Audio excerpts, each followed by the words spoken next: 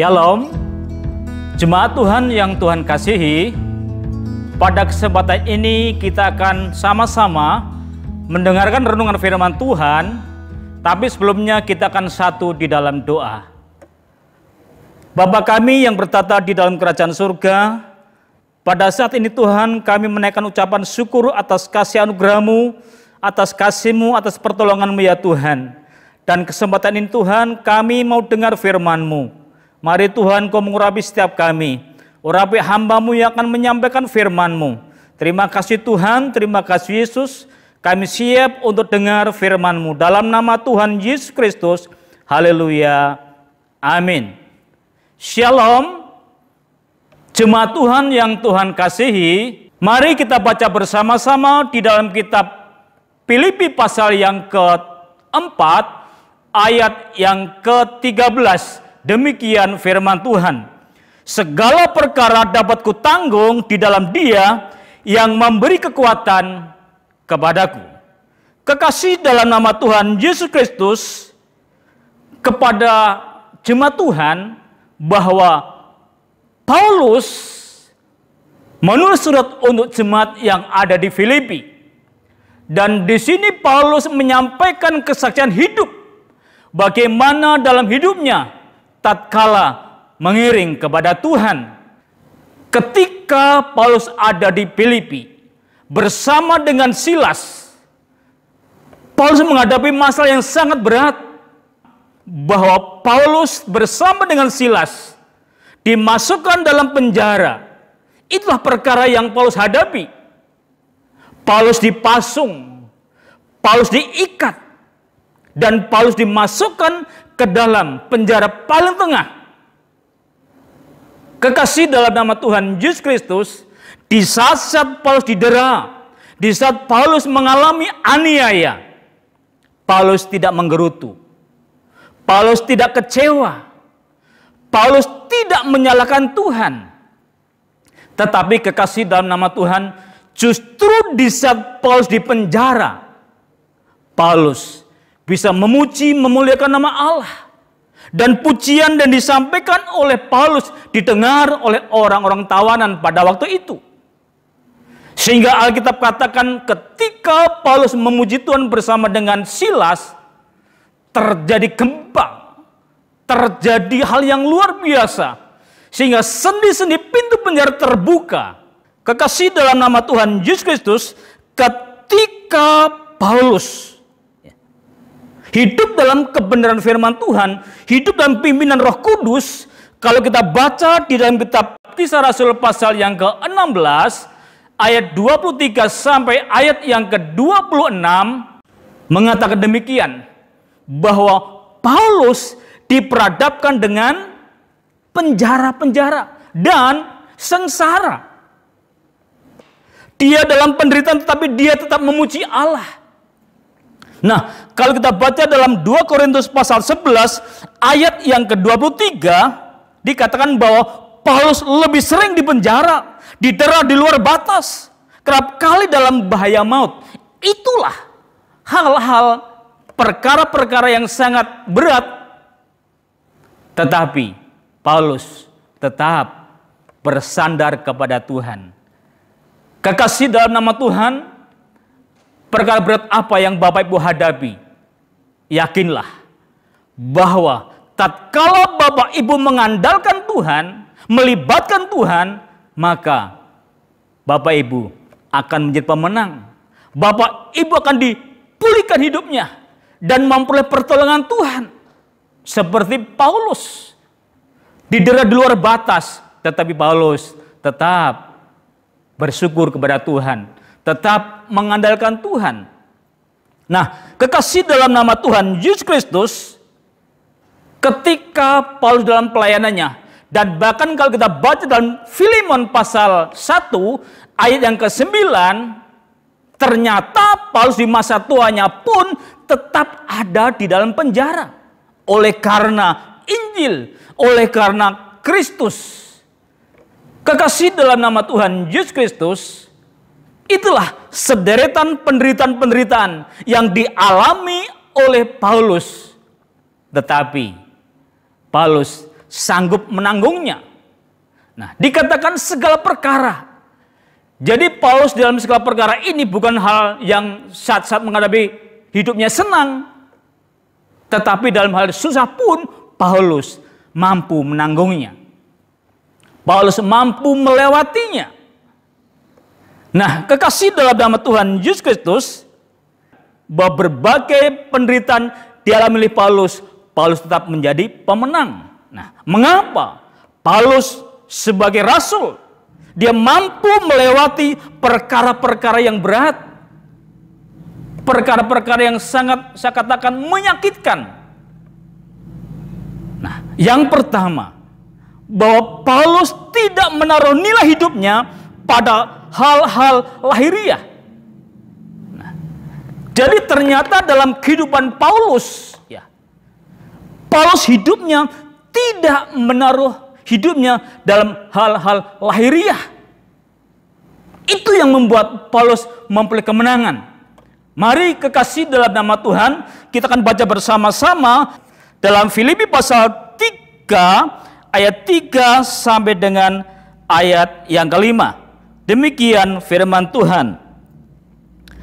Karena kitalah orang-orang bersunat yang beribadah oleh Roh Allah dan bermegah dalam Kristus Yesus, dan tidak menaruh percaya pada hal-hal lahiriah. Sekalipun aku juga ada alasan untuk menaruh percaya pada hal-hal lahiriah, jika ada orang lain menyangka dapat menaruh percaya pada hal-hal lahiriah, aku lebih lagi. Ayat yang kelima, disunat pada hari ke-8 dari bangsa Israel, dari suku Benyamin, orang Ibrani asli. Tentang pendirian terhadap hukum Taurat, aku orang Farisi. Inilah kekasih dalam nama Tuhan, deretan hal-hal yang perlu dibanggakan oleh Paulus, tetapi hal itu tidak dibanggakannya, karena itu bukan tujuan hidup Paulus. Hal yang kedua, mengapa Paulus dalam situasi apapun, Paulus tetap bersandar ataupun tetap mengandalkan Tuhan. Yang kedua adalah bahwa Paulus memandang Yesus lebih berharga dari hal apapun. Nah, jelas bahwa Paulus memandang Yesus lebih berharga dari hal apapun yang ada di dalam dunia ini. Kita baca di ayat yang ke-7 sampai dengan ayat yang ke-9 dari Filipi pasal yang ketiga. Demikian firman Tuhan.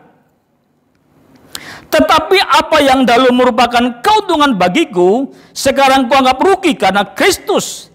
Malahan segala sesuatu kuanggap rugi karena pengenalan akan Kristus Yesus Tuhanku lebih mulia daripada semuanya. Oleh karena dialah aku telah melepaskan semuanya itu dan menganggapnya sampah, supaya aku memperoleh Kristus. Ayat yang ke-9, dan berada dalam dia bukan dengan kebenaranku sendiri karena mentaati hukum Taurat, melainkan dengan kebenaran karena kepercayaan kepada Kristus, yaitu kebenaran yang Allah anugerahkan berdasarkan kepercayaan. Luar biasa. Jadi bahwa Paulus punya prinsip bahwa Paulus memandang Yesus lebih berharga dari hal apapun. Hal selanjutnya, hal yang ketiga, bahwa Paulus hidupnya berfokus pada Kristus. Jadi karena hidupnya berfokus kepada Kristus, maka apapun yang ada di hadapannya, Paulus bisa melewatinya. Paulus mampu menerobos. Karena Paulus tahu, tatkala bersama-sama dengan Tuhan, ada kemenangan. Nah, kita baca di ayat yang ke-10 dari Filipi pasal 3. Demikian firman Tuhan. Yang kukendaki ialah mengenal dia dan kuasa kebangkitannya dan persekutuan dalam penderitaannya, di mana aku menjadi serupa dengan dia dalam kematiannya. Luar biasa. Jadi fokus hidup Paulus tertuju kepada Kristus. Karena Kristuslah yang membuat hidup Paulus diubahkan. Ketika Paulus mau ke Damsyik, Paulus berjumpa dengan Yesus. Dan hidup Paulus diubahkan. Cara haleluya. Paulus hidup nyaman. Dia hidup mewah. Dia bersama-sama para mahkamah agama, orang-orang terpandang. Tetapi ketika mengenal Kristus, semuanya itu dianggap sampah, ditinggalkannya demi kebenaran yang sejati, demi Injil, demi Yesus. Saat ini marilah, masa apa yang Bapak Ibu hadapi di masa-masa virus corona ini. Banyak hal pasti kita hadapi. Libatkan Tuhan. Karena hanya Tuhanlah yang memberikan kita kemampuan. Siapakah diri kita? Firman Tuhan berkata, kita itu berasal dari debu tanah. Tanpa roh Allah, gak ada artinya. Gak ada kekuatan. Debu tatkala kena angin akan terbang. Tatkala kena air banjir akan hanyut. Itulah kehidupan kita. Tetapi tatkala kita ada roh Allah menguasai hidup kita, maka kita akan memperoleh kemenangan. Selanjutnya, bahwa Paulus memiliki keyakinan yang teguh. Saya ulangi, bahwa Paulus memiliki keyakinan yang teguh. Nah, mari kita akan baca bersama-sama di dalam kitab suratan Roma pasal yang ke-8. Dalam Roma pasal yang ke-8, kita akan membaca ayat yang ke-38 sampai ayat yang ke-39. Demikian firman Tuhan. Sebab aku yakin bahwa baik maut maupun hidup, baik malaikat-malaikat maupun pemerintah-pemerintah, baik yang ada sekarang maupun yang akan datang, atau kuasa-kuasa baik yang di atas maupun yang di bawah, ataupun sesuatu makhluk lain, tidak akan dapat memisahkan kita dari kasih Allah yang ada dalam Kristus Yesus Tuhan kita. Luar biasa. Jadi Paulus memiliki keyakinan yang teguh. Dikatakan kekasih dalam nama Tuhan, tidak ada yang bisa memisahkan dari kasih Kristus. Jelas, kalau kita baca di ayat yang ke-35 dari Roma pasal yang ke-8, siapakah yang bisa memisahkan aku dengan kasih Kristus? Ketelanjangan, kelaparan, dan selanjutnya. Ternyata Paulus dalam hidupnya, hidup untuk Kristus, mati keuntungan, luar biasa. Jadi kekasih dalam nama Tuhan, hiduplah di dalam Kristus Yesus dan libatkan Tuhan dalam segala perkara. Tuhan memberkati kita satu dalam doa. Bapa Surgawi, Bapa yang kami panggil dalam nama Yesus Kristus, kami bersyukur kepadamu ya Tuhan kalau saat ini Engkau telah melayakkan setiap kami untuk dengar firman-Mu. Dan biarlah Bapak firman yang kami dengar akan menguatkan iman percaya kami di saat-saat kami dalam masalah, di saat-saat kami menghadapi berbagai masalah. Terima kasih Tuhan, terima kasih Yesus. Berkati setiap kami ya Tuhan, dan kami yakin dan percaya tatkala kami melibatkan Engkau, kami menjadi seorang pemenang. Terima kasih Tuhan, berkati bangsa kami, urapi para pemimpin kami ya Tuhan dalam mengatasi virus corona ini. Terlebih Tuhan setiap dokter yang telah menanganinya, baik para medis yang menanganinya Bapa, berikan kekuatan, lindungi mereka Bapa dengan kuasa-Mu ya Bapa. Terima kasih Tuhan, terima kasih Yesus. Terima kasih Roh Kudus, berkat Allah akan menyertai setiap jemaat-Mu ya Tuhan. Terima kasih Bapa. Segala pujian syukur hanya bagi-Mu. Dalam nama Tuhan Yesus Kristus. Haleluya. Amin. Puji nama Tuhan. Tuhan memberkati. Sampai jumpa lagi dalam renungan mendatang. Tuhan memberkati.